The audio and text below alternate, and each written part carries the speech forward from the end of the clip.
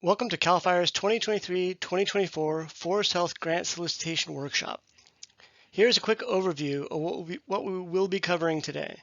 First, I will discuss the Forest Health Program background, then dive into the two different Forest Health grant types offered in this solicitation, then go through the application process and timeline, continue with a discussion on project administration as well as reporting requirements, followed by a slide capturing the summary of changes from last year's solicitation. And finally, we'll be sharing additional resources such as our website and contact information. First, let's discuss what makes the Forest Health Program possible. Our program is possible by money generated by California's cap and trade auctions. Money is generated through these auctions by the buying and selling of emissions credits by the industrial sector. Revenues that California receives from the program are deposited into the state's Greenhouse Gas Reduction Fund. The Greenhouse Gas Reduction Fund is appropriated by the legislature to state agencies who further the objective of the California Global Warming Solutions Act of 2006. The California Air Resources Board, or CARB, created the California Climate Investment Program, CCI. CAL FIRE's Forest Health Program is part of the California Climate Investment Program. To date, more than $22 billion have been appropriated by the legislature to state agencies implementing greenhouse gas reduction programs and projects. If you'd like more information on the CCI program, please use the web address in the bottom right-hand corner. Broadly, the Forest Health Program funds forest fuels reduction, prescribed fire, pest management, reforestation, and forest biomass utilization activities, with the goal of proactively restoring forest health, protecting upper watersheds, promote carbon storage, and minimize carbon loss due to wildfires and pests. On this slide, you can see that the Forest Health Program focuses on landscape-scale land management projects with 5 main objectives. Restore forest health and disaster resilience to California's forests, protect upper watersheds where California's water supply originates, promote long-term storage of carbon in forest trees and soils, minimize the loss of forest carbon from unnaturally severe disturbance events, further the goals of California's Forest Carbon Plan, California's Natural and Working Lands Implementation Plan, and AB32 Climate Change Scoping Plan. I'd also like to make note of the text at the bottom right of this slide. This is where you can find this information within the grant guidelines. This will be seen throughout the remainder of the presentation. The upcoming Forest Health Grant solicitation will be opening on November 13th, 2023, and all applications are due by 3 p.m. January 15th, 2024. The solicitation will include 2 different grant types to be applying for.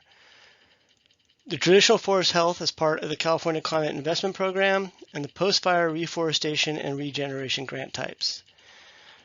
Applicants may submit multiple applications for one or both grant types. Applicants applying for multiple grant types must submit a separate application for each project. Here's a table that lists the 2 different grant types, their funding availability, and if awarded, the date that all grant-funded work must be completed. First, I will discuss the traditional forest health grant type. You can see a list of specific activities that are eligible for funding. Forest health grant applications will ideally have a mix of the listed activities, including forest fuels reduction, prescribed fire, pest management, reforestation, and biomass utilization. Please note that research activities as a component of a forest health grant are not eligible. All research-funded activities will be through the Forest Health Research Grant Program. Eligible applicants include local, state, and federal public agencies, Native American tribes, universities, special districts, industrial and non-industrial private forest landowners, and nonprofit organizations. Forest health projects are usually a collaboration amongst many entities. However, we require only one applicant or entity be listed in an application, and if awarded, the grant agreement as well. Applicants should work cooperatively with local partners to develop their application. Collaboration can be demonstrated by private and public involvement in the planning, funding, and implementation of the project. We have found that public-private partnerships tend to be the most successful. Applicants should demonstrate that by collaborating with regional partners, the proposed project will provide more benefits and prove to be more successful than if each entity carried out the project independently. Often, when doing multi-activity, multi-land ownership, large-scale projects, there is a need for those entities to have an agreement with each other. Projects that have standing agreements, such as Good Neighbor Authority, are more competitive than a collaboration that has not had those administrative or legal processes in place. Forest health projects must focus on large, landscape-scale forest lands composed of one or more landowners, which may cover multiple jurisdictions. Large landscapes will usually include watersheds, firesheds, or larger logical management units. The total project area should be no less than 800 acres in size. Project units do not have to be contiguous. Eligible forest health projects must be large landscape scale with multiple benefits. The minimum grant amount requested shall be no less than $750,000. The maximum allowable amount is $7 million. Eligible projects must complete grant-related activities no later than March 31st, 2030. CAL FIRE may also choose to fund a portion of a project based on funding availability. Preference will be given to projects that have environmental compliance, such as CEQA and/or NEPA, completed before the project application is submitted. Applicants must agree to complete all needed environmental compliance work within 1 year of award and must demonstrate progress toward completing the work within 6 months of award. The other available grant type is post-fire reforestation and regeneration. The 2022 state budget includes $50 million for CAL FIRE to administer post-fire reforestation and regeneration projects within the state of California. Up to $50 million will be awarded through the Forest Health Program through this grant solicitation. The eligibility, selection, evaluation, scoring criteria for post-fire reforestation and regeneration grants are identical to the traditional forest health grant type. The only difference is that eligible grant project activities are limited to reforestation treatments only. Reforestation treatments include, but are not limited to, tree planting, installing tree shelters, site preparation, oak woodland restoration, invasive plant removal, and herbicide application. Post-fire reforestation and regeneration projects must comply with CEQA or NEPA. Projects will be required to submit emergency notices of exemption documenting emergency climate conditions, such as those described in the state of emergency declared by the governor to comply with CEQA. CAL FIRE can assist applicants in determining whether projects are exempt from the requirements of CEQA prior to application submission. As mentioned before, our funding needs to further the objective of the California Global Warming Solutions Act, which requires us to report how our funding is contributing to the reduction in greenhouse gas emissions. The California Air Resources Board has worked cooperatively with CAL FIRE and other experts to develop and approve the Forest Health Quantification Methodology for forest health grant-related activities. As many of you know, in previous years, we have required greenhouse gas quantification calculation as part of your application packet. Applicants are no longer required to complete the greenhouse gas calculations. In its place, we are requiring applicants for forest health grants and post-fire reforestation and regeneration grants to submit the Forest Health Greenhouse Gas Workbook. CAL FIRE staff will use the information provided in the workbook to complete the quantitative estimate of the net greenhouse gas benefit of the project. In other words, applicants are required to provide the information necessary to complete the calculations, but CAL FIRE staff will be doing the actual calculations. If you have any questions, comments, or concerns on what information will be required, please contact our admissions specialists, Kevin Welch and Jason Carter. Let's circle back and talk more about environmental compliance and permitting. Who will be the lead agency? If CAL FIRE is the lead agency, will they handle all environmental compliance for a project? Unfortunately, no.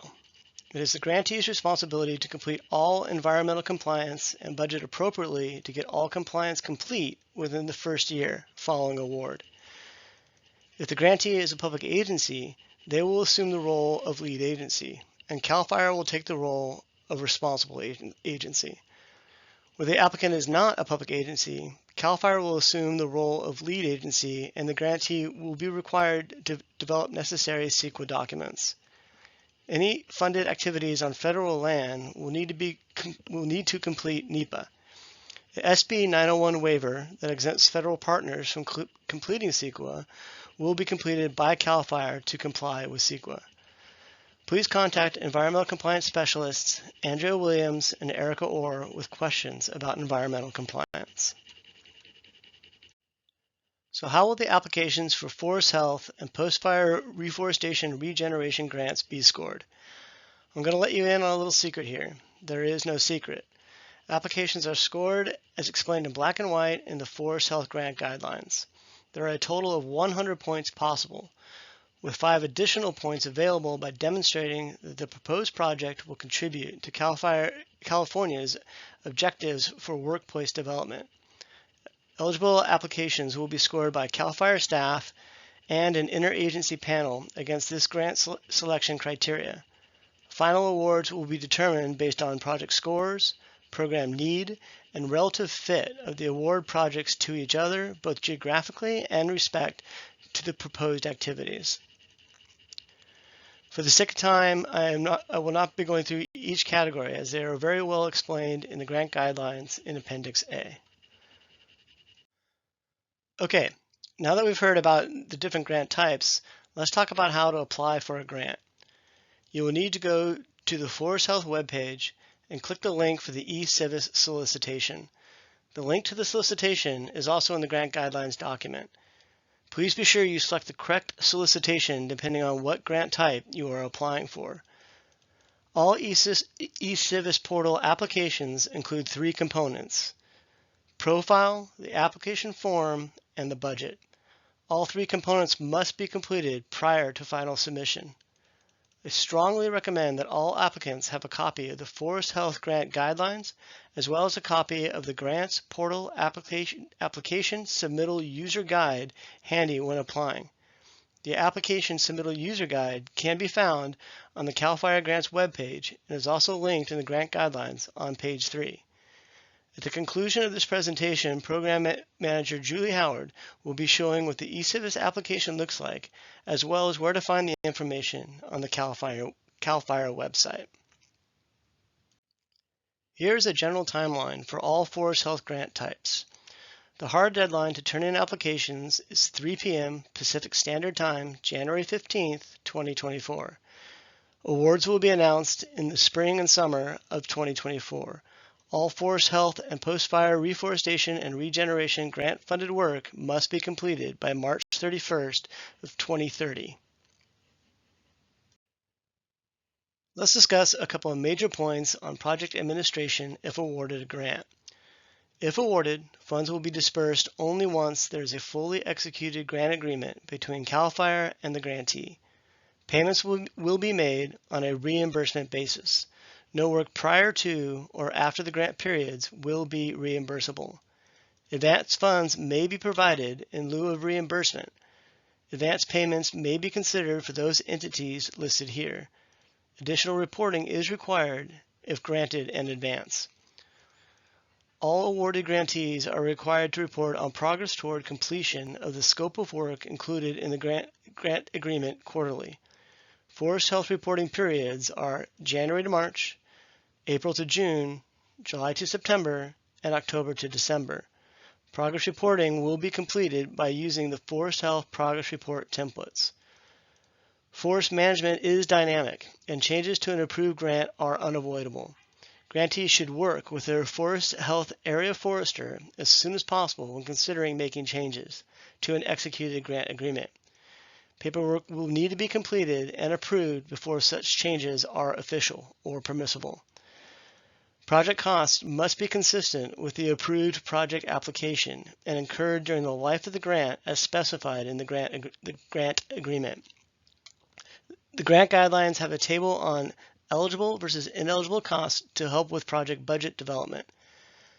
CAL FIRE provides no opinion as to whether projects may be subject to prevailing wages. For determination for prevailing wages, please contact the Department of Industrial Relations. It is the applicant's responsibility to budget for prevailing wages in their project cost when applicable. For more detailed information and additional project administration topics, please refer to the grant guidelines starting on page 5.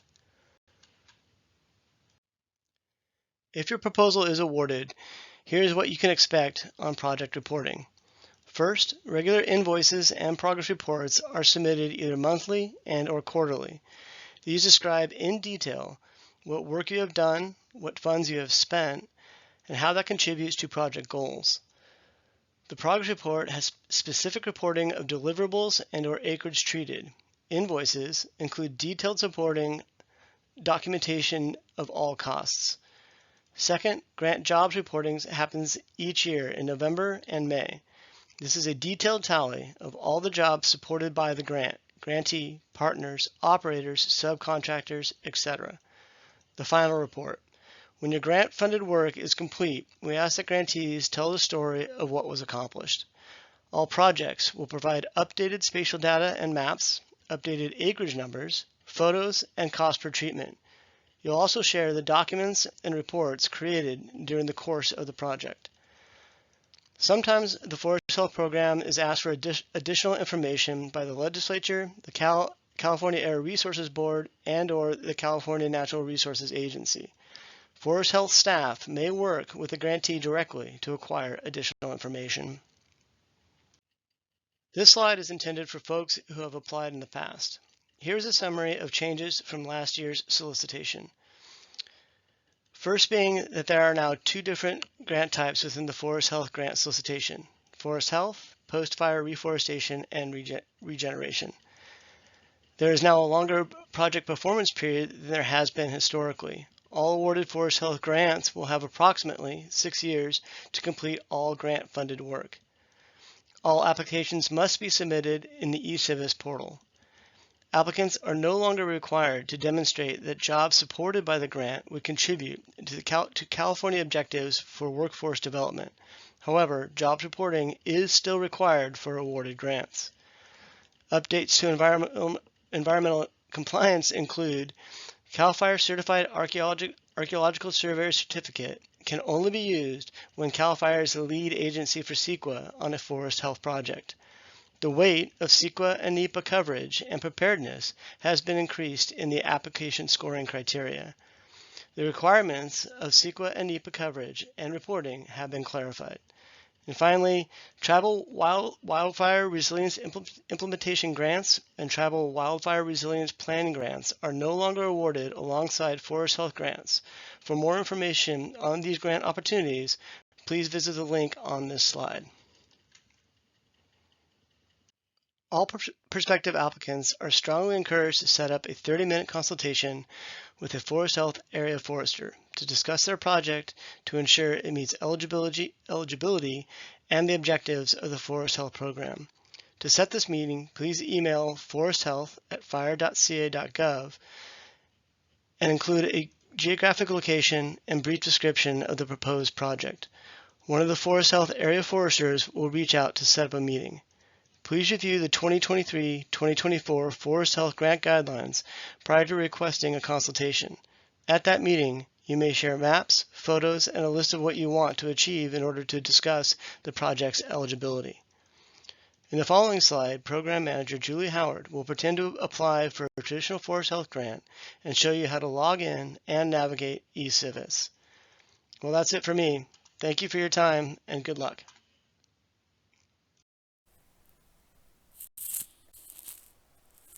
I'm going to pretend I'm applying for a traditional Forest Health grant and show you how to log in and navigate eCivis. Once you hit the link to the solicitation, this solicitation page will come up. As you can see, this says Forest Health Program Fiscal Year 22-23. This includes the Forest Health and Post-Fire Reforestation and Regeneration application.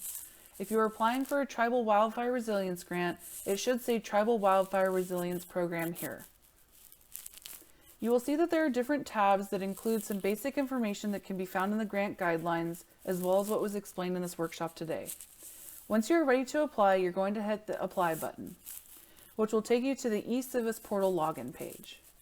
I will log in using my credentials. I'm going to be hitting the Grants Network login just because my account is associated with Grants Management. The majority of you will just be using the portal login. If you have yet to create an account, please click the green button to create an account to then be able to log in. Once you are logged in, this should be the opening page. Here you can click on My Applications and see right now I have no applications saved or submitted. I'm within the Forest Health Program for fiscal year 2022-2023 and I wish to create a new application.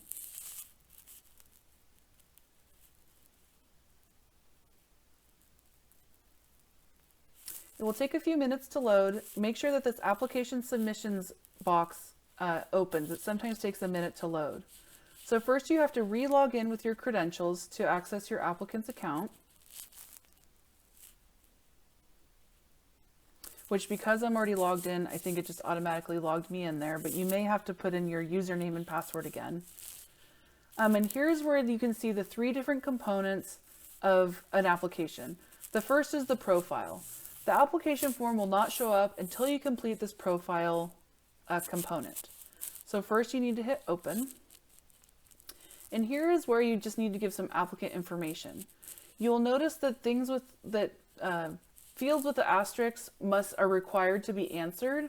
So here you can see that in the profile, the only things that are required are your first name, last name, and your email address. Please feel free to fill out as much information as possible, especially if you're selected for award. We will eventually need this information anyway. So go ahead and fill it out to the best of your ability. You are then going to hit Create Profile. As you can see, since my profile is marked complete, I now have an application process button opened. This number right here will be your application ID number. Please note this, as many of the files you need to upload, you will need to include your application ID number. As you can see, the application process area is blue, which signifies that action is required. Once you have submitted an application, it will turn gray, and if it's turned red at any point, please see if there's an error message you can fix. If not, then please feel free to reach out to CAL FIRE and we will try to resolve the issue as quickly as possible.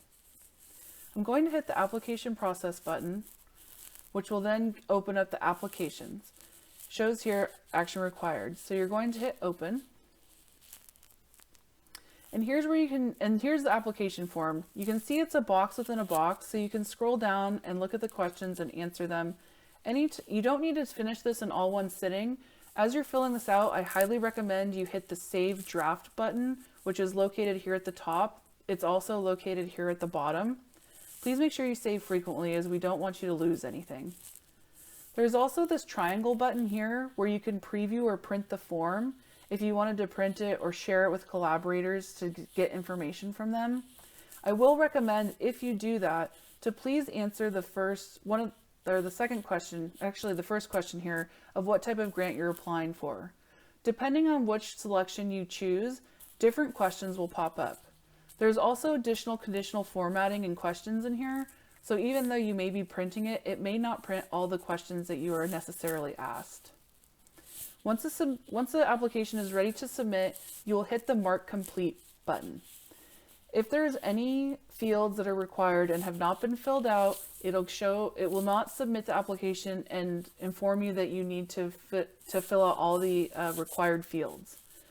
If by accident you submit an application and it goes through the submission process, but you weren't quite finished with it or you needed to add more material and it's within the solicitation window, please contact CAL FIRE and we can roll your application back to draft mode so you can continue working on it until the application due date. I'm not going to go through every question here, but I just wanted to point out again that the 3 primary sections you need to complete are the profile, which we just did, this application form, and the budget. The budget is kind of tricky to find, and I think it's one of the most important things of this whole workshop to take away. As you can see, the application is within within a box, but if you go to the outermost scroll bar and go all the way down, you will see here application budgets. In order to add your budget in here, you're going to click these 3 lines, hit Edit Budget, and then you will work through the budget by clicking on the different categories, adding in the rows budget line items of units and unit costs and the costs, where all of the auto calculation will be done for you. I highly recommend at this point you use the Application Submitter User Guide, as it has a very good step-by-step process on how to complete a budget. Once you're complete with the budget, please make sure that you save changes, or even if you have worked on it for a while but you're not quite done yet, please make sure you save the changes. And please ignore the budget narrative. As the application has a place to upload the required budget narrative, this does not need to be completed. Please skip over the budget narrative underneath the budget form. The budget narrative will be attached within the application. Once you've saved it, you can go back to Return to Application. It's warning me that I haven't saved my changes. I'm saying that's okay. Otherwise, you need to go back and save it. And you can see as I go back, it does take a minute for this application submission page to load up. So if you don't see it when you initially go back, don't panic, just give it a couple extra seconds to load. So those are the 3 main components: profile, application, application budget. There's one thing I did want to show within the application, and that is where you upload documents.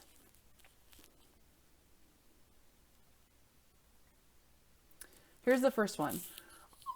All applicants are required to submit a standard 204 form, which is the pay data record. So here you can see that the file format must be a PDF, and you can select a file by browsing on your computer. If you need a copy of the form, all required uploaded forms will have a hyperlink to the actual form. When you click on a hyperlink, you will see that there's a wait before you go message. Go ahead and hit continue, and the page will open in a new tab. So here's an example of the 204 form. So you would want to save this to your computer, fill it out, save it, and then upload it here in your application for submission. I think that's all I have to show you as far as the application and eCivis. Again, once you're done, just frequently save your work, and when you're ready to go, you've done the application form, you've completed your budget, go ahead and hit mark complete, and it will be submitted. If you have any questions, please feel free to reach out to CAL FIRE. You also see that right here you can email the foresthealth@fire.ca.gov web email address. Reach out to your local Forest Health area forester. You can reach out to myself, Julie Howard. There's plenty of resources. We're here to help you and have success in you submitting your application.